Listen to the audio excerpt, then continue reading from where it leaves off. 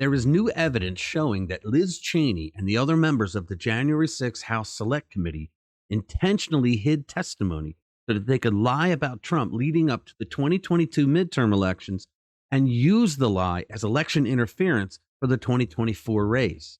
We're going to take a look at the truth about Trump's actions leading up to January 6th and reveal how the January 6th committee intentionally hid testimony that would have killed the Democrats' lie that there was no evidence Trump offered National Guard troops to protect the Capitol that day, because he did. Let's get into it.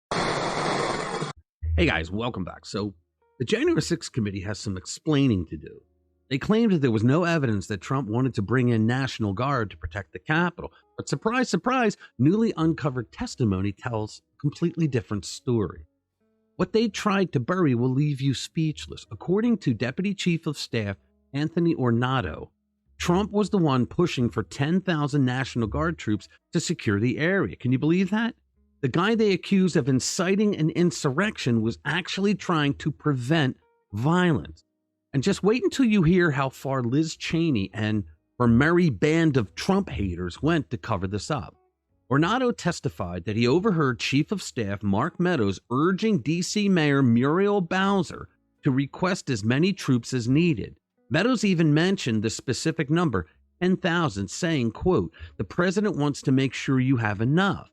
Ornato testified that Meadows wanted to know if she needed any more guardsmen. His testimony went on, quote, "And I remember the number 10,000 coming up, you know? The president wants to make sure that you have enough, you know? He is willing to ask for 10,000. I remember that number," Ornato told the J6 committee.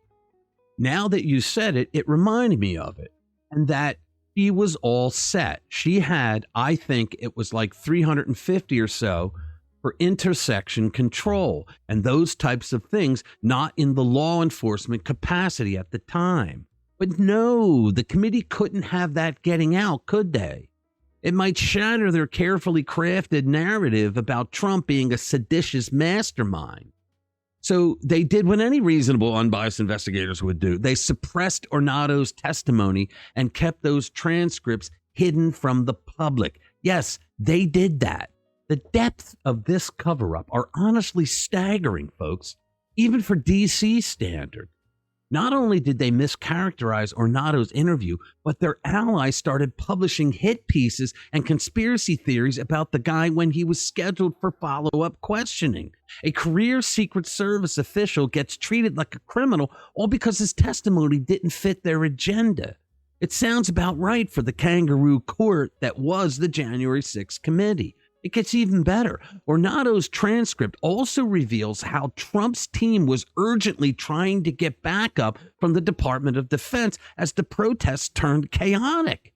Meadows was on the phone with Acting Secretary of Defense demanding that they get that QRF in here, get them in here and secure the Capitol now. You can probably guess what happened next. More foot dragging and excuse making while the Capitol was under siege. Despite the White House's repeated calls for reinforcements, the bureaucrats kept stalling with timelines and they need an hour to get ready nonsense, all while Trump, according to Ornato, was screaming, "I don't care, just get them here." Remember, Liz Cheney made a big stink about how Donald Trump sat there and did nothing. He was derelict in his duty. Well, now we find out that she was full of crap. Republican Representative Barry Loudermilk, chairman of the Committee on House Administration Subcommittee on Oversight, said in a statement on Friday, quote, "The former J6 Select Committee apparently withheld Mr. Ornato's critical witness testimony from the American people because it contradicted their predetermined narrative." He went on, "Mr. Ornato's testimony proves what Mr. Meadows has said all along. President Trump did in fact offer 10,000 National Guard troops to secure the Capitol, which was turned down. This is just one example of important information the former Select Committee hid from the public because it contradicted what they wanted the American people to believe," he continued. "And this is exactly why my investigation is committed to uncovering all the facts no matter the outcome. Now, can you imagine how Trump felt when the committee and the media lied so blatantly about him asking for National Guard troops? There's no evidence he asked for, meaning he lied. So much for the idea that Trump sat back and watched it all unfold, right? Kind of hard to claim that when he was the one pushing hardest to get boots on the ground. But hey, facts don't seem to matter much to the Johnny Lunchbucket Democrats running this circus.